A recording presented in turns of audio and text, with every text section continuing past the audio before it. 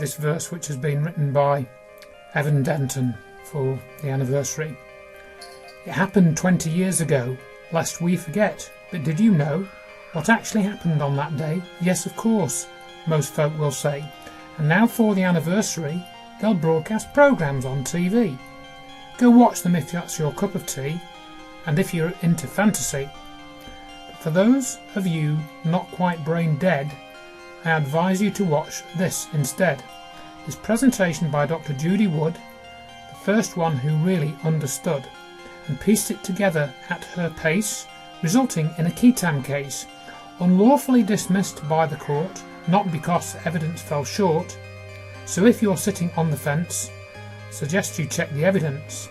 Conventional physics can't explain, and neither can an aeroplane. The towers didn't collapse per se, but turned to dust and then blew away. The debris pile was way too small, with nothing recognisable at all. The bathtub structure did not break. The seismic signal was barely a shake. And perhaps most amazingly were the survivors of Stairwell B.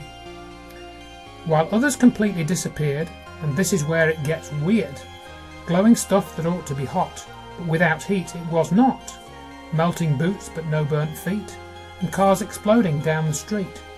And other cars a block away got a toasting too that day. And some cars without clear causation flipped over as if by levitation. What caused the cars to become toast? Was it Erin parked off the coast? And what about the Earth's magnetic field? The full truth will remain concealed, though other things can be ruled out, and the conclusions made without a doubt. Kinetic energy was not to blame, nor thermite, as some clowns claim. The technology at play that day is often regarded as hearsay. Mainstream science, no surprise, tends to ignore and mischaracterise, and blindly follow consensus thought by institution, paid and bought. Opposing facts are forbidden to ensure the truth remains hidden.